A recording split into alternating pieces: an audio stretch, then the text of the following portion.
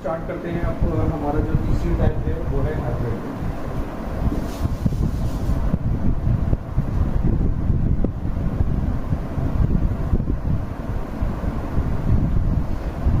System में हमें solar plates की ज़रूरत है, इन्वर्टर की ज़रूरत है, बैटरी की ज़रूरत है और नेट की ज़रूरत है। अच्छा, इसमें लेट्स सपोज कि हमारे पास आगे सोलर प्लेट्स 1 किलोवाट, ठीक है। यहाँ से आएगा इन्वर्टर,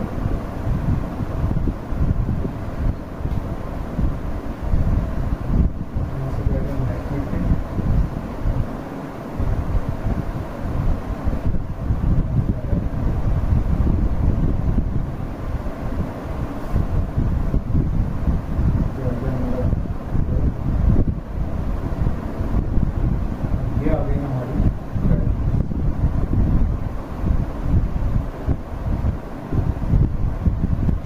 में होता ही है कि जैसे दिन का वक्त है, सोलर से हमें प्लेट से हमें एनर्जी मिल रही है, तो यहाँ से सीधा नेट मीटरिंग में जा रही है, नेट से ग्रिड में जा रही है और फिर ग्रिड से वापस इसी तरीके से आ रही है। जैसे मैंने आपको एग्जांपल दी थी ऑन ग्रिड के अंदर कि हमने 10 यूनिट्स जो है जनरेट किए। ये 10 यूनिट्स यहाँ से इन्वर्टर से गए नेट मीटरिंग में, नेट मीटरिंग से ग्रिड में वापस चले गए और ये यहाँ पे नोट हो गए कि 10 यूनिट्स।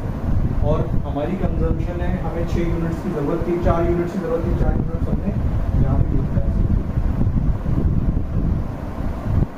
ठीक है। अब होगा ये कि इन्वर्टर क्या कर रहा है, ये इसको भी दे रहा है और इस साथ के साथ यहाँ पे जो है बैटरीज को भी चार्ज करेगा। अच्छा, बैटरीज को इसने चार्ज कर लिया और दिन के वक्त ये काम कर रहा है। अब लेट सपोज दिन का वक्त है और जो है ना आपकी लाइट चली गई और लोड शेडिंग होगी, तो होगा ये कि ये जो बैटरीज हैं ये आपको यहाँ से इन्वर्टर के थ्रू वापस आपको बैकअप देंगी और आपकी जो अप्लाइंसेस आपको चलाने की ज़रूरत है वो आपको यहाँ से यूज़ हो सकती है, ठीक है।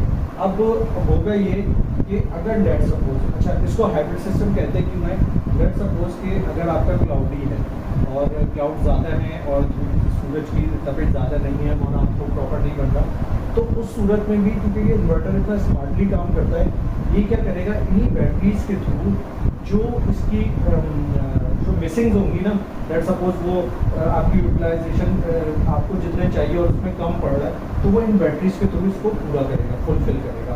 अगर ये लाइट गई है उस सूरत में भी ये यहाँ से इसको चला देगा, अगर ये कम हो रहा है, कोई क्लाउडी है तो भी यहाँ से चलाएगा। अच्छा, बाकी सिस्टम वैसे ही रहेगा, ये नेट मीटरिंग के थ्रू जो है ना पता चलता रहेगा कि कितने आप जनरेट कर रहे हैं और कितने आप यूटिलाइज कर रहे हैं, ये सब इसमें चलता रहेगा। लेकिन हमारे पास हाइब्रिड सिस्टम में जो इशू आता है वो इशू ये आता है, मेन इशू, कि इसके अंदर ना हमें लोड सेग्रीगेशन करना होता है। अच्छा, लोड सेग्रीगेशन कैसे करना होता है, मैं आपको एग्जाम्पल देता हूँ। हमारे पास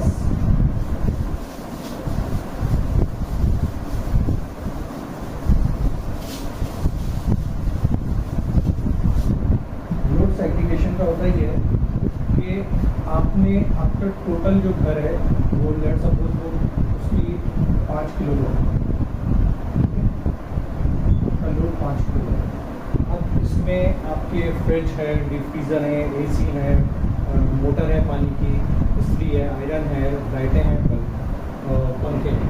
अच्छा, होता ये है कि जब आप इसको यहाँ से बैकअप देंगे तो आप जो है कंप्लीट, या तो आपको बहुत बड़ा सोलर सिस्टम लगाना है और फिर आप उसको कंप्लीट बैकअप दे रहे हैं, वो तो आप डायरेक्ट उसको कर सकते हैं वहीं से जो आपके मेन पैनल है वहाँ से इसको कनेक्ट कर सकते हैं। लेकिन अमूमन ऐसा होता नहीं है, क्योंकि आप कहते हैं कि यार हमें जो है ना 2 कमरों की, 3 कमरों की या सिर्फ पंखों और लाइटों का हमें जो है वो दे दें, तो उस सूरत में होगा ये, क्योंकि आपके जो एक कमरे के अंदर या किसी भी कमरे उसके अंदर जो वायरिंग आ रही है उसमें सॉकेट्स भी होते हैं और पंखे लाइटों के बटन्स भी होते हैं और उसके अलावा दूसरी अप्लाइंसेस, कंप्यूटर, पेडिस्टल फैन है, आयरन है, फ्रिज है, डीप फ्रीजर, टीवी, एलईडी, बहुत सारी चीज़ें जो चलती होती हैं।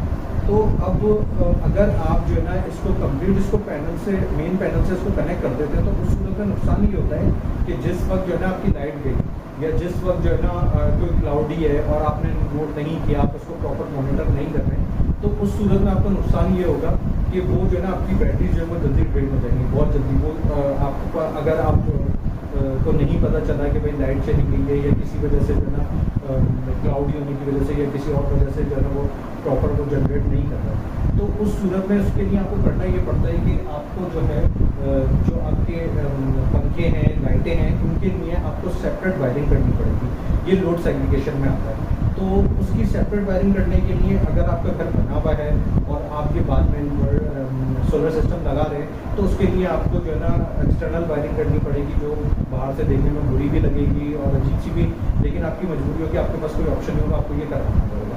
नहीं करवाएंगे तो आपका सिस्टम जो है वो आहिस्ता आहिस्ता करके उसकी जो लाइफ है वो बहुत कम होगी, वो जल्दी डैमेज होगा, जल्दी नुकसान होगा और वो जो है ना जल्दी ख़राब होगा बार बार।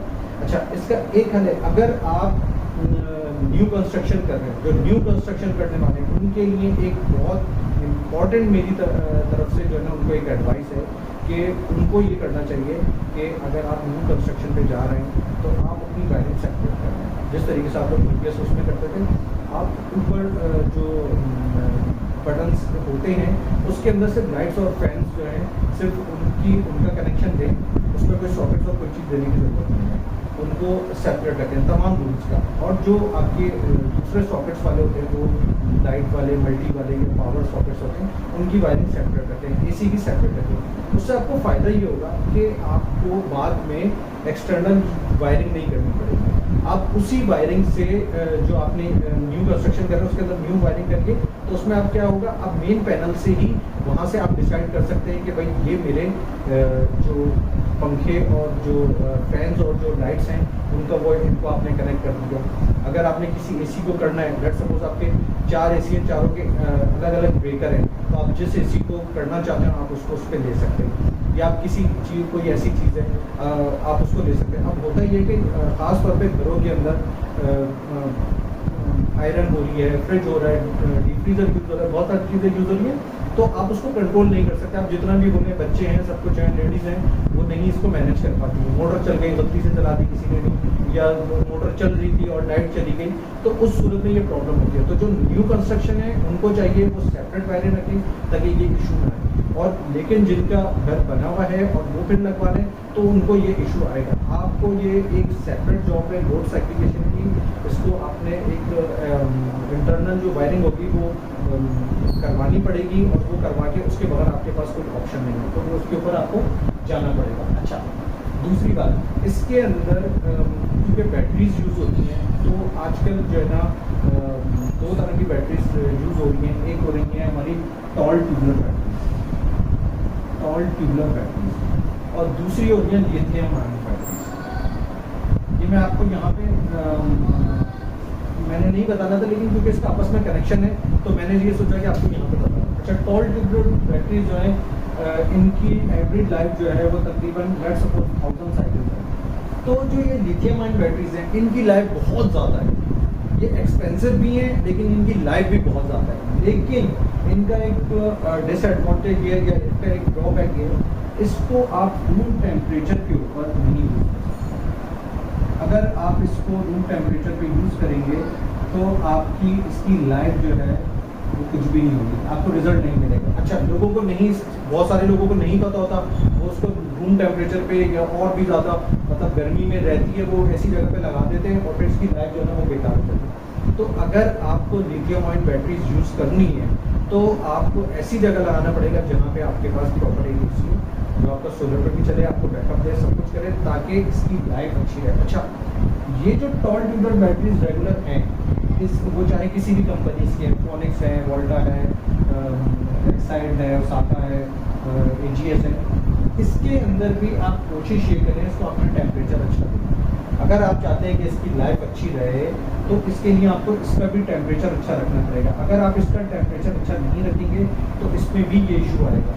खैर, अगर नहीं रखेंगे तो जल्दी इसकी लाइफ हो जाएगी, और रखेंगे तो वो ज़्यादा चलेगा। तो ये मैंने आपको बताया इसके हाइब्रिड के बारे में कि हाइब्रिड सिस्टम के अंदर क्या एडवांटेजेस और क्या डिसएडवांटेजेस।